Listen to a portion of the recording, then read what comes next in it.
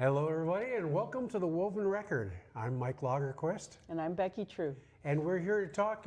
We're kind of in the midst of some pretty challenging times right now, especially for those of us who are in Minnesota, because of course we've got not only ice on the ground, but we've got ice on the ground. Right? Yes, we do. Ice squared. Yes. Yeah. So it's been an interesting time for us when you wake up in the morning and one of the first things you find on your Facebook feed is a scene from 3 blocks away with ice going around somebody's house to find out who's inside and take them away, most likely. Most likely. So it's just it's one of those times when you really can't help but get engaged, and that's really what the Woven Record is all about. We want to make sure that people are aware of what's going on, but also ways that they can help each other out, because that's the time right now you can't help but want to reach out and find somebody who needs your assistance. Right, and as you know, we're just getting started here at the Woven Record, right? So, I mean, if you look at our YouTube channel, you can see that we have some videos talking to small businesses, some the providers from Vine, Yeah. and the library and places like that. So, you know, we're trying to show people and highlight some of the community resources that are available. And as we were talking earlier before we started filming, you know, this is a crisis. Yeah. This is the biggest thing that's probably happened in 5 years.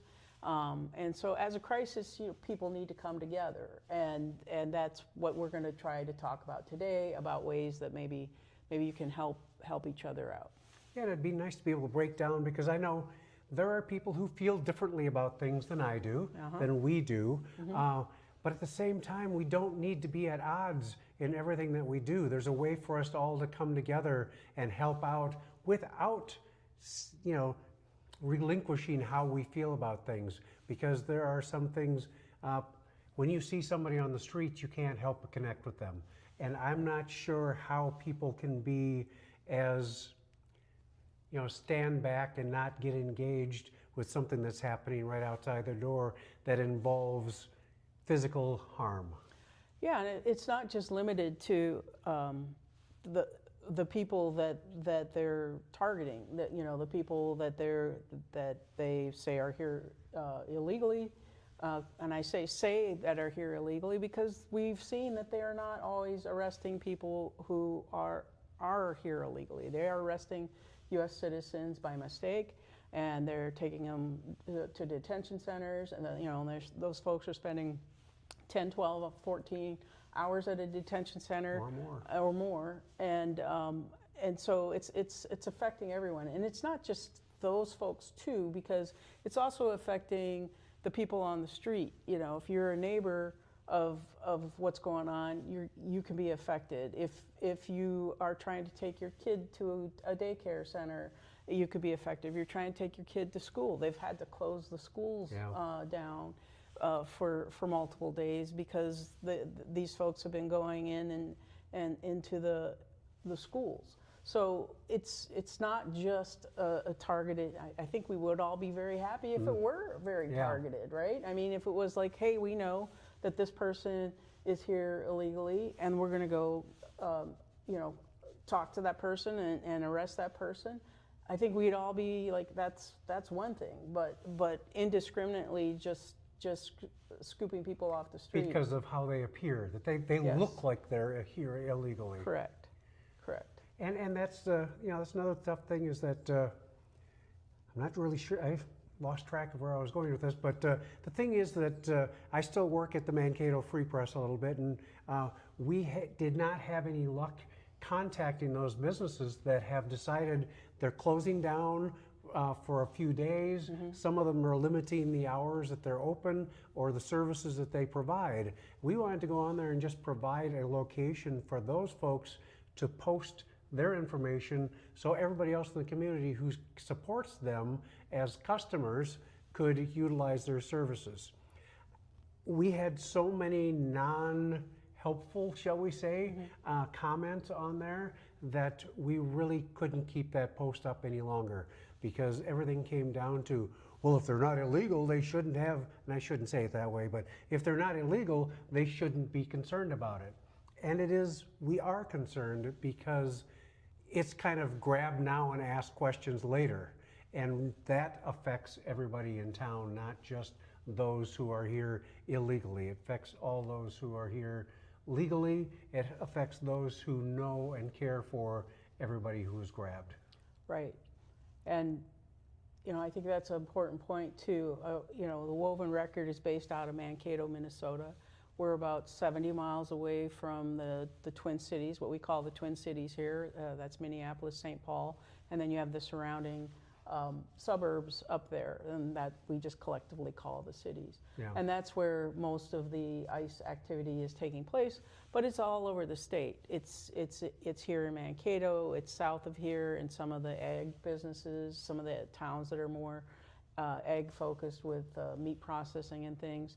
And then you have up in Duluth even. And so we hope to have a group conversation that will append to this podcast, where we'll get the perspective of the people, here in Mankato, the cities, and Duluth, and hear about what's going on in those areas. Yeah, because it's been, Minnesota has been in the spotlight again, as we were with the George Floyd death killing several years ago, and it's not a comfortable place to be, especially when you're targeted for reasons that don't have everything to do with what they say is happening here. We know with our governor having been on the ticket, the Democratic ticket for president, that he is a target, and that he lived in town. He lived another 4 blocks from my house for many times. I'd meet him at the grocery store.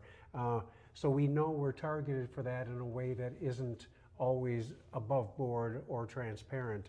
So we're thrust into it in a way that we are not comfortable doing. But the great thing about Minnesota is that we come together and we support each other. Yep. People don't always see that for what it is, right. But it's not Minnesota nice. That's something completely different. Yes. But it is Minnesota supportive, and we do that because it's who we are. You can't go through a winter as long as we do, and as cold as it is, without realizing that you need to support each other.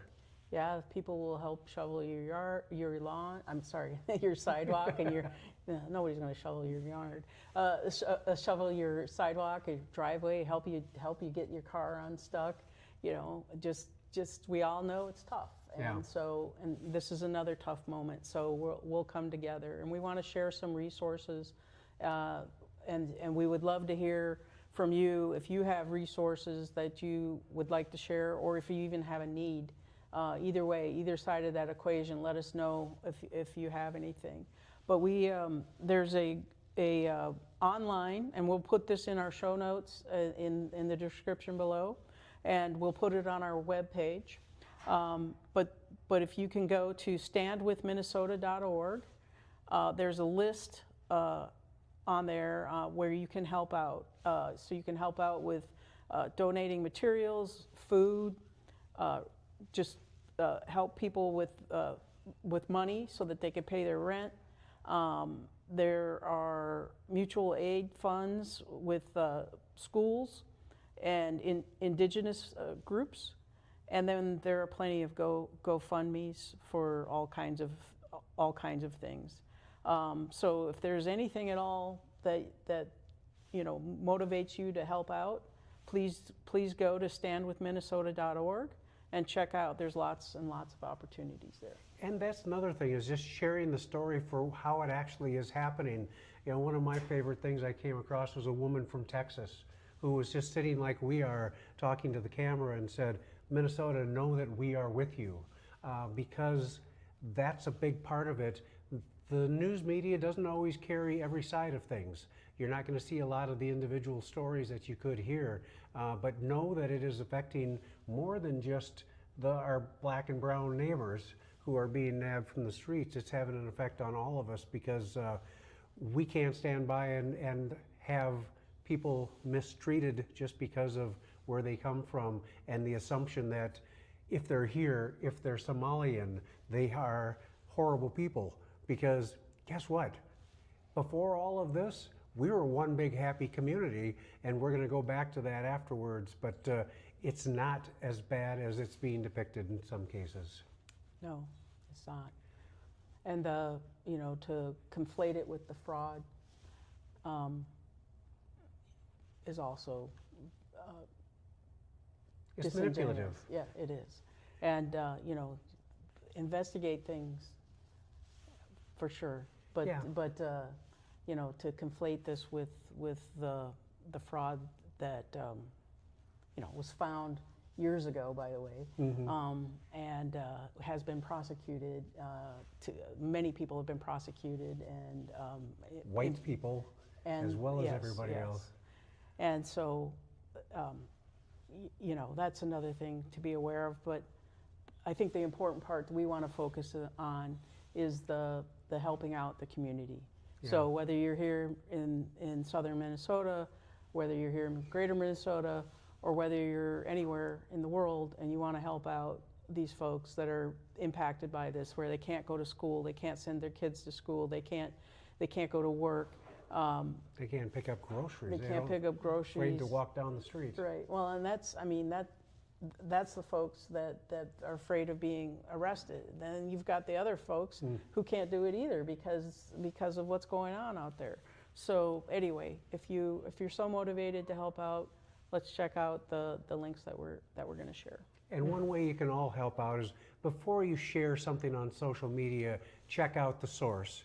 Because there have been so many times I've gone somewhere because it's something that I completely disagree with. I went to the Facebook page that it's shared from, and it says everything on there is fake, and it's only put out to stir up people's emotions. Don't contribute to that. No matter which side you're on, check out your sourcing before you share it. Yeah, social media is a rage machine to a large degree, and we're trying not to enrage anybody. Yeah. We're trying to have that bring people together, and yeah, you can disagree for sure, but ultimately we all have to live together, and ultimately we need to solve the problems, not just yell at each other about the problems. Or just go onto somebody's page because you disagree with them and fill up their feed with your information so that you can drown them out. Right. It's not going to hurt you to have a different opinion out there. No.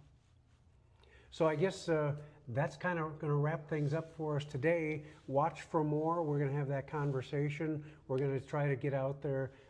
The sad thing about this is a lot of people don't want to tell their stories about how this is affecting them. So please be aware of that fact, and don't say because it's not out there it doesn't exist, because there are a lot of people who are directly and indirectly affected by this, and they are not wanting to put themselves in a target by voicing that opinion. So please be aware of that. Be good to each other. Come and visit us if you like. Why should they come and visit us? We think you'll like it here. Exactly. Also, if you do like it here, like and subscribe. Thank you. Stay safe.